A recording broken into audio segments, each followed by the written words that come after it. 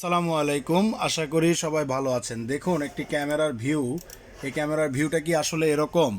এতটা ব্রাইটনেস কিন্তু এই ক্যামেরার ভিউ না। আচ্ছা, আমরা এই ক্যামেরাটা ঠিক করার জন্য কি করতে পারি? আমরা প্রথমে মেনুতে গেলাম, মেনু থেকে আমরা যাব ক্যামেরাতে গেলাম। ঠিক আছে, মেনু থেকে আমরা ক্যামেরাতে গেলাম। ক্যামেরাতে যাওয়ার পরে আমরা এখানে দেখেন ইমেজ পাচ্ছি। হ্যাঁ, আমরা ইমেজে গেলাম। ইমেজে গেলে আমার এই ক্যামেরা, যদি আমার এই ক্যামেরাটা আরও বেশি লাগানো থাকতো A2 বা A3 বা A4, তাহলে আমি সেই ক্যামেরাটা সিলেক্ট করতাম। যেহেতু আমার এখানে একটা ক্যামেরায় লাগানো আছে, একটা সহজ জিনিস দেখেন, এই পাশে একটু কালো জায়গা আছে। হ্যাঁ, কালো জায়গা নিয়ে নিয়েছে। এটা আসলে এই যে অফসেটের কারণে হয়ে থাকে। আপনি চাইলে এই পাশটাও করতে পারেন। এটা আসলে আপনার ক্যামেরা পজিশনিং ঠিক করার জন্য দরকার। কিন্তু আমরা সহজ যদি বলি, একটা ক্লিক করব ডিফল্ট। দেখেন, ডিফল্ট করার পরে একদম ন্যাচারাল যে ক্যামেরার কালার সেটা কিন্তু আসছে। আর যে শেডগুলো দেখতেছেন কাপাকাপি হচ্ছে, এটা আসলে আমার মূলত যে রেড লাইট, এর আগেও আমি ভিডিওতে বলেছি, সেই রেড লাইটের কারণেই কিন্তু মূলত এটা হয়ে থাকে।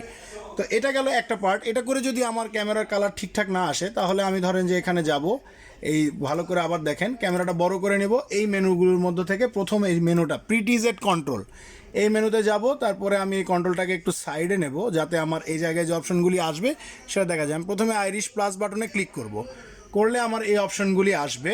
আমি এখান থেকে সরাসরি রিস্টোর ডিফল্ট, এইটার মাধ্যম দিয়ে রিস্টোর ডিফল্ট সিলেক্ট করব, করে আইরিশ প্লাস বাটনে ক্লিক করব। তারপরে ইয়েসে যাব, এই নিচে ডাউন বাটন দিয়ে, তারপরে আইরিশের প্লাস বাটন দিয়ে ইয়েস করে দেব। এই দুটি কাজ করলে আমার ক্যামেরার যে রেজুলেশন প্রবলেম, সেটি ইনশাআল্লাহ দূর হয়ে যাবে। আশা করছি সবাই ভালো বুঝতে পেরেছেন। সবাই ভালো থাকবেন। আসসালামু আলাইকুম।